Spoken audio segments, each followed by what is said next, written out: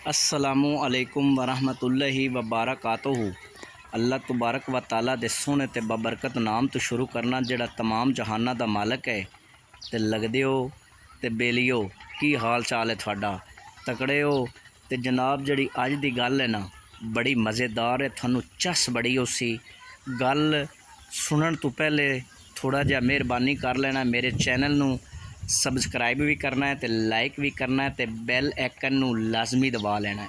तो जनाब गल शुरू करने हैं। गल इंज है भी किसी मुल्क का बादशाह होंदा है, तो उनके दिल दे विच ना एक ख्वाहिश पैदा होंदी भी क्यों ना मैं अपनी अवाम नू बुला के ते उन्हां तो पुछां उन्हां दे दुख ते मसलियां दे बारे।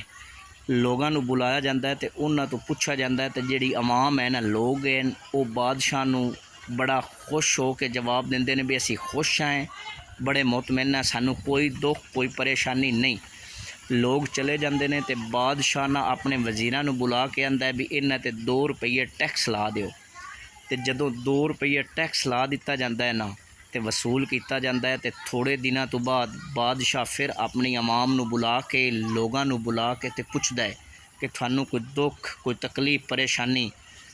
लोग फिर जवाब देंदे ने भी असी बड़े खुश हाँ, बड़े मुतमैन हाँ, सानू कोई दुख कोई तकलीफ कोई परेशानी नहीं। लोग चले जाते हैं तो बादशाह जिहड़ा है ना फिर अपने वजीरां नू हुक्म देंदा है भी इन्हां ते ना 5 रुपये टैक्स ला दिता जाए। तो जदों 5 रुपये टैक्स ला दिता जाता है ना तो लोगों तो वसूल किया जाता है। तो फिर काफ़ी दिनों तो बाद फिर बादशाह जिहड़ा है ना अपनी अवाम ते लोगों नू बुलांदा ते उन्हां तो पुछदा है भी थानू कोई मसला कोई दुख परेशानी। लोग फिर जवाब देंदे ने भी असी बड़े खुश हाँ, बड़े मुतमैन हाँ, सानू कोई दुख कोई तकलीफ नहीं।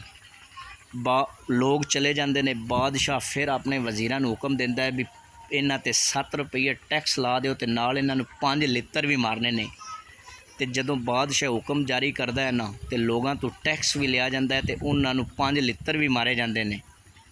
तो फिर बादशाह अपनी अवाम ते अपने लोगों नू बुलांदा है, तो जदों बुलांदा ना तो लोग बोल पाउंदे ने चीख पाउंदे ने, तो बादशाह नू अर्ज़ करते हैं कि बादशाह सलामत असी सानू दुख बड़ा है, असी तकलीफ विच बड़े हाँ।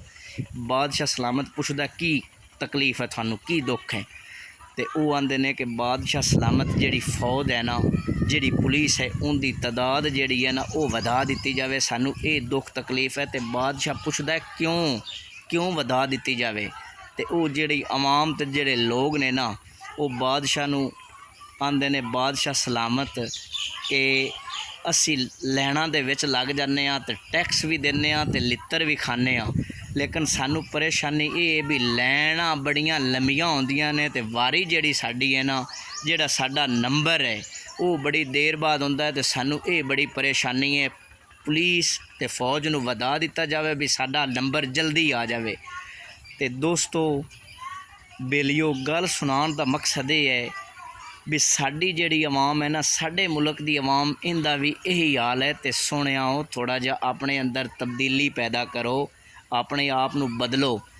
जब तक हर बंदा अपने आप नू नहीं बदलेगा, अपने आप दे बारे नहीं सोचेगा, उस वक्त तक कोई भी मुल्क होवे उस वक्त तक कोई भी मुल्क तरक्की नहीं कर सकता। जब तक हर बंदा अपने आप दे बारे ना सोचे, अपने आप नू ना बदले।